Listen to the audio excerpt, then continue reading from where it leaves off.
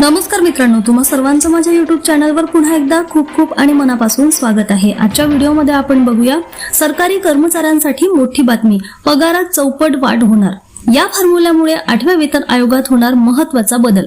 व्हिडिओला सुरुवात करण्याअगोदर तुम्हाला एक विनंती, चॅनलवर पहिल्यांदाच भेट देत असाल तर चॅनलला सबस्क्राइब करा आणि व्हिडिओला एक लाईक करायला विसरू नका।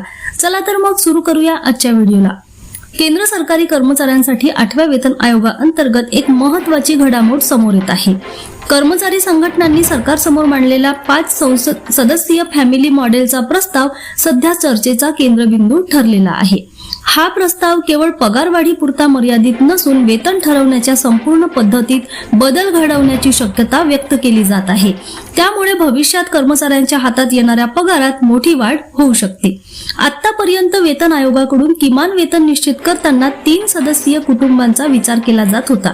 यामध्ये कर्मचारी, त्यांची पत्नी आणि 2 मुलांच्या गरजांचा आधार घेत पगाराची रचना केली जात असे। मात्र बदलत्या काळानुसार कुटुंबाच्या जबाबदाऱ्या वाढल्या आहेत। विशेषतः वृद्ध पालकांची जबाबदारी लक्षात घेता सध्याची पद्धत अपुरी असल्याचे कर्मचारी संघटनांचे मत आहे। याच पार्श्वभूमीवर 5 सदस्यीय फॅमिली फॉर्म्युलाचा प्रस्ताव पुढे आलेला आहे।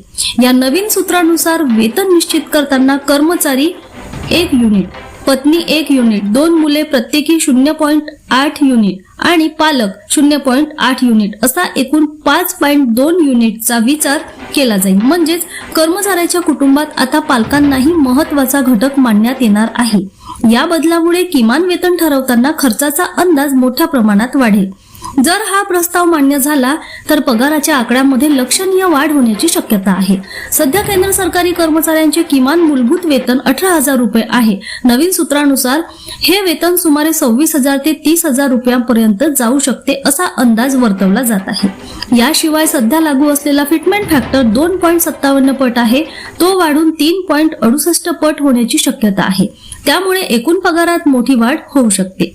कर्मचारी संघटनांचे म्हणणे आहे की वाढती महागाई, आरोग्य सेवेचा वाढलेला खर्च आणि कुटुंबातील वृद्ध सदस्यांची जबाबदारी लक्षात घेता वेतन निश्चितीची सध्याची पद्धत कालबाह्य झालेली आहे।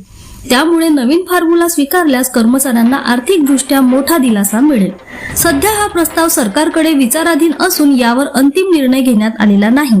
मात्र हा फॉर्म्युला लागू झाल्यास केंद्र सरकारी कर्मचाऱ्यांसाठी मोठा बदल ठरू शकतो। त्यामुळे येत्या काळात 8व्या वेतन आयोगाच्या शिफारशींकडे सर्वांचे लक्ष लागले आहे। पुन्हा भेटू एका नवीन अपडेटसह, तोपर्यंत धन्यवाद।